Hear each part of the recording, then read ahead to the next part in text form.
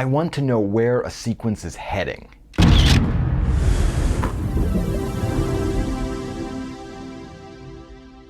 Let's think about a specific sequence. Here's an example to think about. The sequence a sub n defined by this formula. The numerator is 6n plus 2 and the denominator is 3n plus 3.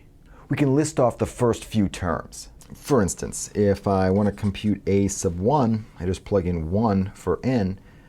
I compute 6 times 1 plus 2 divided by 3 times 1 plus 3. That numerator is 8. That denominator is 6. And I could rewrite 8/6 as 4/3 in lowest terms. And I could keep on going. By plugging in 2, I'd find that a sub 2 is 14/9, a sub 3 is 5/3, a sub 4 is 26/15, a sub 5 is 16/9, and I could keep on going.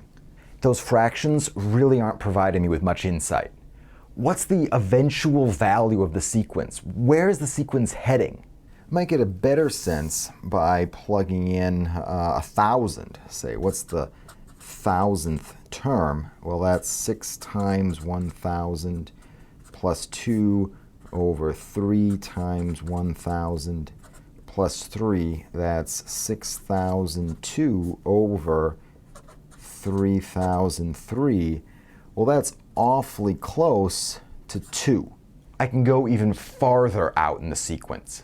A sub a million is what? It's 6 times a million plus 2 divided by 3 times a million plus 3. And that works out to be 6,000,002 divided by 3,000,003. And that's insanely close to 2. I'll write the limit of a sub n as n approaches infinity is 2 to express this idea. Okay, so what does that really mean?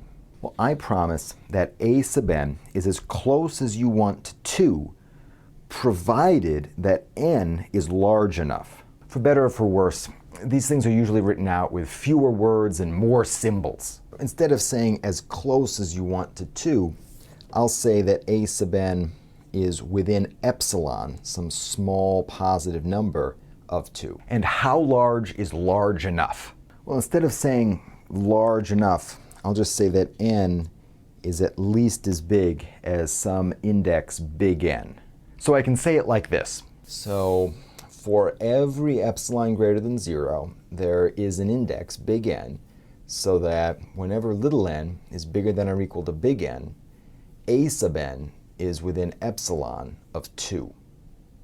The idea here is that this epsilon is measuring how close you want a sub n to be to 2, and I'm telling you that no matter how close you want a sub n to be to 2, if you go out far enough in the sequence, all the terms after that are actually that close. Instead of writing within epsilon of 2, you'll normally see it with absolute value.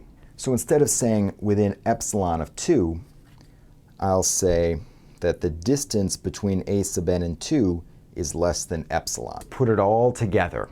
To say that the limit of a sub n as n approaches infinity equals 2 means for every epsilon greater than 0, no matter how close you want to be to the limiting value of 2, there's some index n, so that whenever you're farther out in the sequence than big N, whenever little n is bigger than or equal to big N, then the absolute value of a sub n minus 2, which is measuring the distance between a sub n and 2, that absolute value is less than epsilon. Of course, there's nothing really special about the 2 in this. So in general, to say that the limit of a sub n equals L means that for every epsilon, there's a whole number big N, so that whenever little n is bigger than or equal to big N, the absolute value of a sub n minus that limiting value L is less than epsilon.